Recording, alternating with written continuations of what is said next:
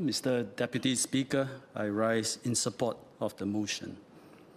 At each opening of Parliament after a general election, it is customary for the PAP government to reflect on our continuing political journey, what the people have told us with their votes during the GE. We then take stock of where we are and what we need to do from here. And this is what I will do today. GE 2025 was held against a global backdrop of war and uncertainty. It was also the first GE since the leadership transition. The stakes were therefore very high, as the outcome would shape how Singapore responds to the challenges ahead and would set the tone for our politics for the next 5 years. It was a hard-fought election. In the end, Singaporeans made a decisive choice.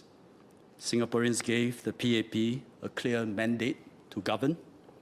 We held our ground and increased our vote share from 2020.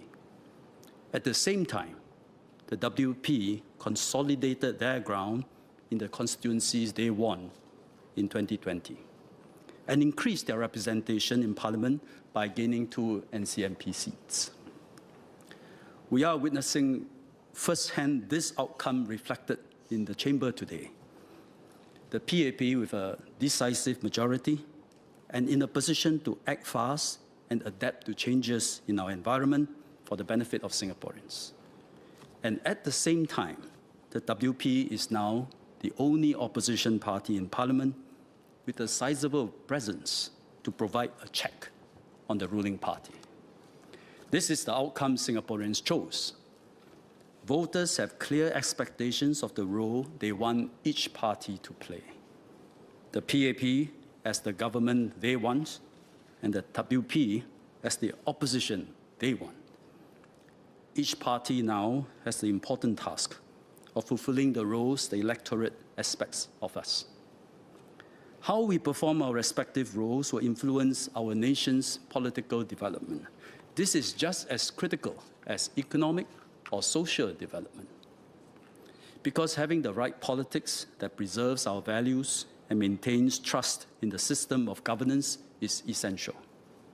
It keeps our social order intact and allows individuals and communities to flourish. Without the right politics, our society will be broken, and no amount of economic growth or government programs will be able to put things right. So what is right for Singapore? And how should we, as elected representatives, do right by Singapore and Singaporeans? As we reflect on GE 2025, these are my key takeaways, and there are 4. First, GE 2025 showed that Singaporeans value a stable and effective government that will safeguard our well-being. The uncertain global and economic environment was undoubtedly on Singaporeans' minds when we went to the polls. Voters therefore leaned towards stability, choosing a government with a proven track record of steering the country through crisis. We did so after September 11, during the global financial crisis and the COVID-19 pandemic. Given the global circumstances, I believe Singaporeans also want a government that not just takes care of domestic concerns, but also defends Singapore's interests on the global stage, ensuring that Singapore stands tall amongst the community of nations. We on this side of the House, therefore, cannot be complacent. We will continue to step up our efforts to engage Singaporeans, understand the people's concerns, and address them. We will uphold the PAP's ethos, always think and plan long-term to serve the current and future generations of Singaporeans. Now, the second lesson is that our political system is still evolving. The GE 2025 results show that Singaporeans want the PAP to remain in government to act decisively for Singapore. At the same time, the people also want an opposition in Parliament as an alternative voice and to provide a check on the government. Let me share a story.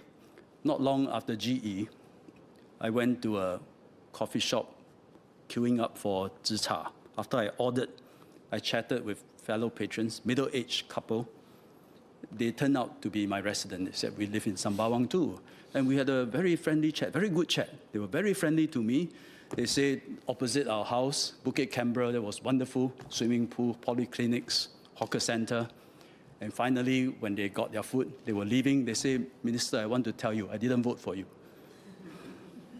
Because we have to give the opposition a chance, after all that friendly talk. But this is the reality the PAP is facing.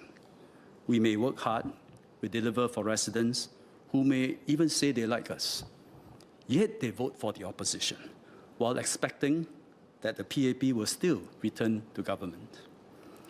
Voters like this couple did not form the majority in Sembawang during G25. If their numbers had been bigger, I might not be standing here today. Neither will Mariam. The PAP understands and accepts our voters' desire for an opposition. That is why after GE 2020, then Prime Minister Lee formalized the position of the leader of the opposition. In GE 2025, even before the campaign began, we said that the chances of an opposition wipeout were zero. And we were right. The election outcome suggests that Singaporeans are judiciously balancing between having PAP as government and an opposition presence as a check and balance. Calls for 1/3 of the seats to be held by opposition did not sway voters. The WP, in fact, deliberately chose to contest fewer than 1/3 of the seats. I do not think this was solely for lack of suitable candidates. It was a considered, strategic decision, reading the mood of the electorate. Collectively, Singaporeans decided to maintain the parliamentary composition of the previous term. I infer that voters must have felt that it worked well for Singapore in the previous term of government. After all, with a decisive majority, the PAP attended to important matters of state and could guide Singapore through a devastating pandemic crisis.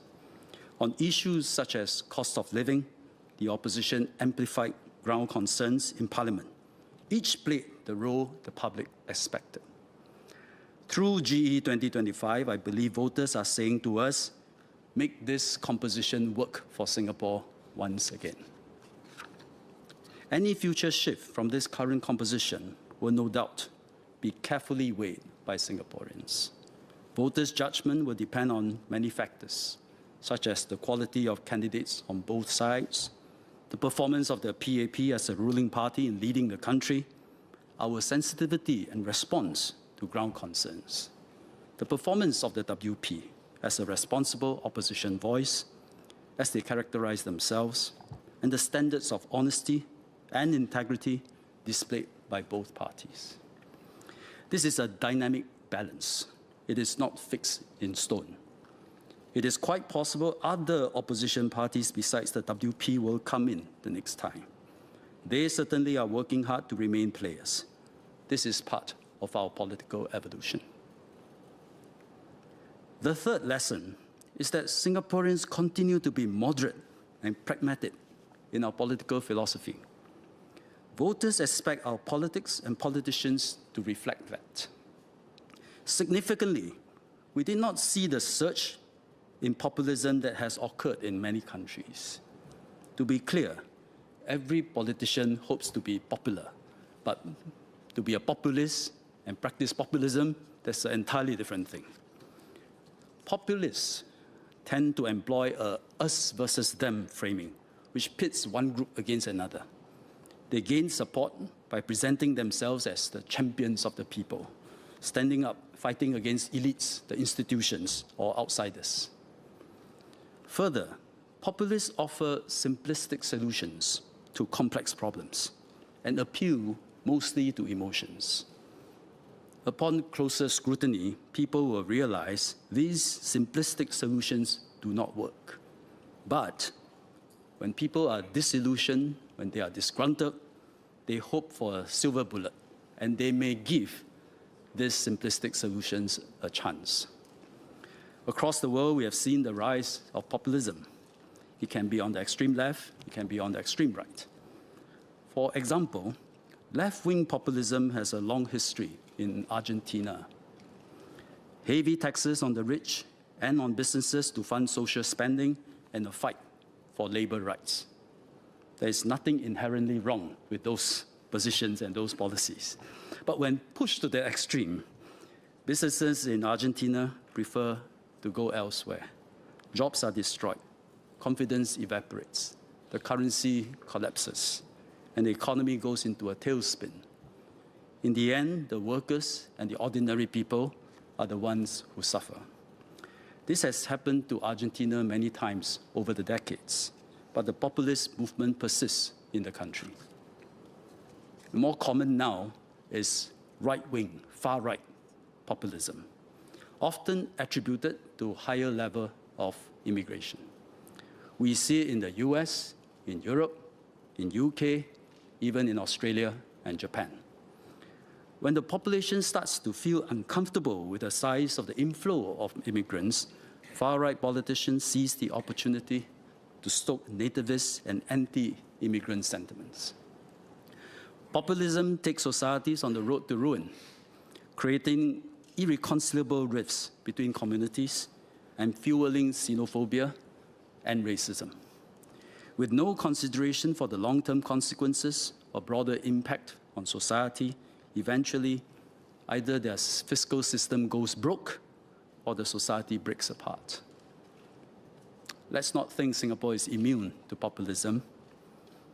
We have witnessed populism in this chamber too. Soon after GE 2020, this is for the benefit of new members, soon after GE 2020, there were allegations by the PSP that our free trade agreement with India, the Comprehensive Economic Cooperation Agreement, CECA, allowed professionals from India, I quote, a free hand to come to work in Singapore. And that was the cause of employment challenges faced by Singaporean professionals. It was a seductive and simplistic argument, which took on an ugly racial tone. CECA-themed websites sprouted, filled with disturbing xenophobic views. Minister Shanmugam called out the behavior in Parliament. I was a former trade negotiator. I knew the allegations were false, and I volunteered to deliver a ministerial statement on how FTA works, to debate the PSP, and to clear the air. Then Minister Tan See Leng explained what the government was doing to address the challenges faced by Singaporean professionals, which were not caused by the FTAs. More constructive engagement helps build up our defenses against populism. But the best defense against populism is for the people to reject it. To our great relief, that was what happened during GE 2025. No party or candidate won any seat by proposing unsustainable social welfare programs, tearing down institutions, or by stoking anti-foreigner sentiments. Instead, our better angels prevailed. But we must understand this. Populism doesn't appear out of nowhere, out of thin air. It arises from genuine, understandable concerns amongst our people over the inequality they see in society or excessive competition for jobs and space from foreigners. Hence, the seeds of populism exist in every society. The question is whether these seeds are allowed to take root and grow. Anyone who peddles soft, partial truths, easy but incomplete solutions, waters these seeds. Anyone who refuses the hard cognitive work of formulating rational policies provides fertile ground for these seeds. The PAP government's job is to be keenly aware of what Singaporeans may be concerned about, address these concerns early, let them fester and turn into something ugly, that feeds populism. We did that hard work during the last term of government, and we will continue to do so. I should also add that although we kept populism at bay during GE 2025, we came dangerously close when race and religion got mixed with politics. The Prime Minister himself had to call this out in the middle of the campaign. If things had played out differently, there would have been dire and lasting implications for the unity, harmony, and the very fabric of Singaporean society. We will have more to say about this later in this debate. Now, the final lesson from this GE is that Singaporeans are holding political parties to higher standards. This includes demanding more substantive information and arguments during an election. Digital media is here to stay. It has led to a torrent of memes and attention-grabbing short videos popping up online, especially during the campaign. Many offer nothing more than a moment of entertainment or an emotional outlet. Some amount of such froth and frivolity is unavoidable during election season. But I do not think that the average voter has therefore become frivolous as a result. On the contrary, Singaporeans are becoming more discerning, demanding quality information on policies put forth by various parties. The fact that Singaporeans take their duty as voters seriously was particularly apparent during GE 2025, when voters attended rallies. If they missed it, they watch it online, some watch a second time. Many turned to long-form podcasts, invested time to listen to candidates' motivations and opinions. They left thoughtful comments and suggestions for candidates to think about. Voters showed us that they are not easily persuaded by slogans or catchy phrases alone. They carefully weigh in-depth opinions and substantive explanations of policy proposals, while populist and simplistic proposals were treated with suspicion.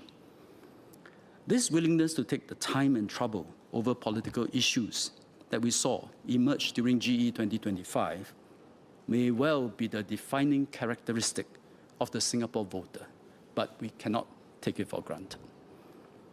Shortly after the hustings, the leader of the opposition appeared on the podcast If Keluar Sekejap in Malaysia and said that the PAP avoided engaging on difficult issues during the campaign.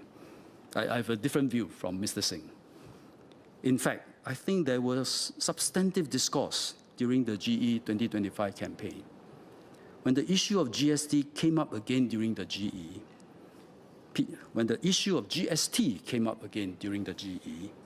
PM repeated the reasons for the increase. Ministers spoke at rallies and went on podcasts to further explain our policy positions. The fact that the subject of GST did not catch fire during the campaign does not mean there was no discourse. It means that the PAP's explanations went at least some way to soothe people's natural unhappiness over a tax increase. Hence, more importantly, political discourse should not just happen during election campaigns. A hallmark of good governance is sustaining it throughout the term. And we have been engaging Singaporeans in this House, in and outside this House, on issues such as housing, cost of living, and immigration. The WP themselves participated actively when we have debates in this chamber. As politics in Singapore matures, this is what Singaporeans expect. They want to hear different perspectives and see a contest of good ideas, so that the best ones can be used to take Singapore forward. And this is a much more meaningful discourse. This is why alternative visions and pathways matter. The PAP has its sets of governing principles and policies to take Singapore forward. Opposition parties can play an important role by setting out their long-term ideas, presenting clear alternative visions for governance, and outlining the pathways and policies to get there. For alternatives to be meaningful, they must go beyond tweaking at the margins of government proposals or simply jumping on the bandwagon every time an issue goes viral. Singaporeans want to see clear, well-considered visions that allow them to weigh real choices about our nation's future. We see this dynamic institutionalized in other mature democracies. In the UK, for example, Tories they were in favor of Brexit. Labour was pro-EU. There was a referendum, Tories won. In Germany, the Christian Democratic Union is more conservative. The Social Democratic Party leans towards social spending. The Greens champion environmental sustainability. In the US, the Republicans traditionally favor low taxes and a small government. The Democrats, the opposite. These distinct futures entail very different sets of policies, such as how government taxes and spends, how it grows the economy and creates jobs, tackles inequality, brings about greater social mobility, or protects the environment. Different political parties ought to make clear these differences in their pitch to voters. The WP has perhaps done this from time to time. For example, calling for zero growth in the number of foreign workers as opposed to a controlled inflow, or their preference for other forms of direct taxes instead of the broad-based GST, or spending more of the income from reserves on the current generation of Singaporeans instead of an equal apportionment between current and future generations, which is the PAP's position. The leader of the opposition have mentioned in a podcast I heard that Singapore has described Singapore as a 1.5 party system, with WP as the 0.5. I feel that if WP is positioning itself as the 0.5 in a 1.5 party system, I think it needs to present a principled, consistent, and coherent approach to the main challenges facing Singapore. In a maturing democracy, voters deserve and want more than positions that agree with the PAP's policies in general but suggest let's do a bit more, or offer something that appears to be more generous, more compassionate, and yet requires fewer hard choices. This falls short of being a real alternative. A real alternative promises gains with accompanying trade-offs so that voters can make informed decisions and not be lulled into comforting illusions. The PAP, for example, we say we must continue to fund healthcare with an aging population. To afford that, GST got to go up. That's a real proposal. In a mature democracy, these are the kinds of issues that should form the substance of political debate. And it should be a design feature, not a bug. That way, a vote for the PAP is not just a vote for a government that is decisive and nimble, but also an endorsement of the PAP's principles and tried and tested methods of governance. A vote for the opposition is not just a vote for checks and balances, but also the policies and directions that will follow from that vote. And I should further underscore that each vote is also an endorsement of the character and commitment of the candidate standing behind the party's banner. This is how our democracy should work. And if voters vote wisely, this is how we can continue to strengthen trust, accountability, and good governance in Singapore. Mr. Deputy Speaker, sir, in the lead-up to and during the hustings, I appeared as a guest on several podcasts. On one of them, the host asked me, in all seriousness, why can't the political parties just get along? Someone come with a good idea, you say, hey, that's a good idea, let's work on it together. Why can't you do that? My response to him was along the following lines, but today I'm elaborating a little bit. I think humans are the only living things capable of living in large and complex societies, where different groups with diverse, sometimes diametrically opposed interests, aspirations, and affiliations can coexist peacefully. One might hope that such harmony be a perpetual state of affairs.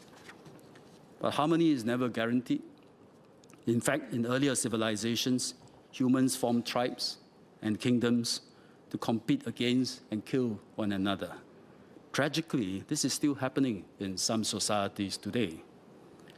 Our ability to coexist in complex societies rests primarily on good governance.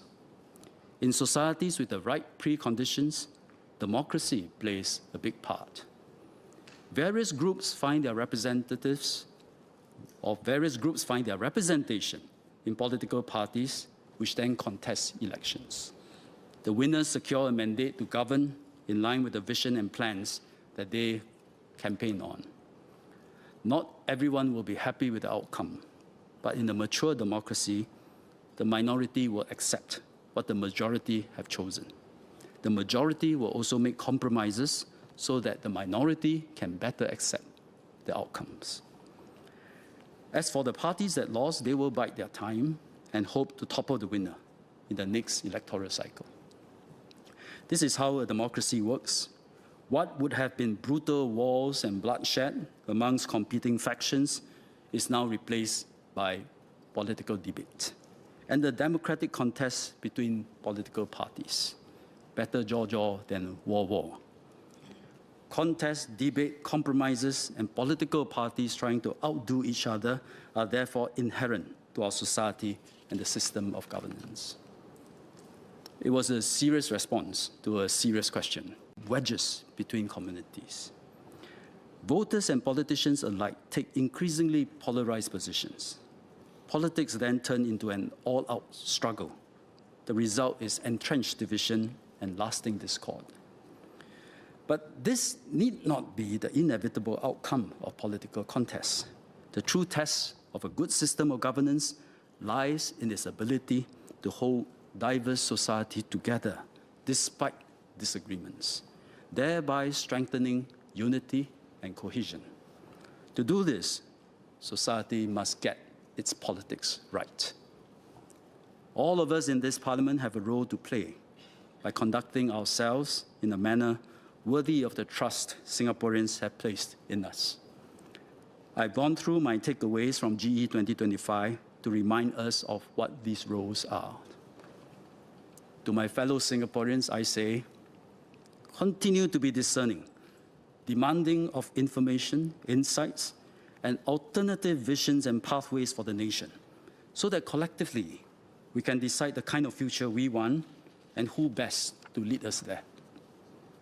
To my fellow MPs, I say, address the needs of our residents at the local level. Discharge our roles as legislators in this chamber, and most importantly, perform our duties with integrity and with honor. As for the PAP, the ruling party, we will always strive to address issues that are of deep concern to Singaporeans. We commit ourselves to be a government for all Singaporeans, including those who did not vote for us, like the couple I met at the Tzi Char store, including those who are too young to vote, including the future generations yet to be born. We must uphold the principles of governance that brought us here. We must recognize the trade-offs in every policy move and carefully balance various considerations and then explain to the people our decision. Above all, we must always think long-term for Singapore. As for the WP, I hope you are, as you have described yourself, a loyal and responsible opposition, deserving of your significant presence in Parliament. That means remaining loyal to Singapore, to our people, and to the national values that have brought us peace, stability, and progress over the last 60 years. As the sole opposition party in Parliament, the WP must justify its standing and develop its own alternative vision, policies, and pathways for Singapore. An alternative path and vision are the essence of democratic discourse, and also what a more discerning and informed populace expects to see. And there are some cardinal rules that all political parties must abide by, whether in or out of Parliament.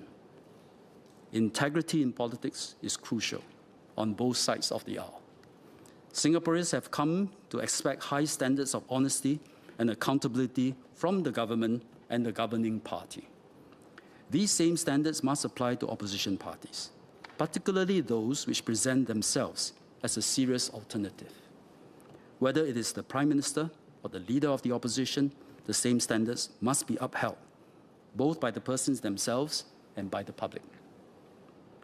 Unfortunately, from time to time, we will have members that commit acts that are unethical, even illegal. Human nature being what it is, no political party is immune to that. But when that happens, how we respond as a political party matters. We need to acknowledge the shortcomings, take decisive actions, take responsibility, reflect, and do what is necessary to prevent future occurrences.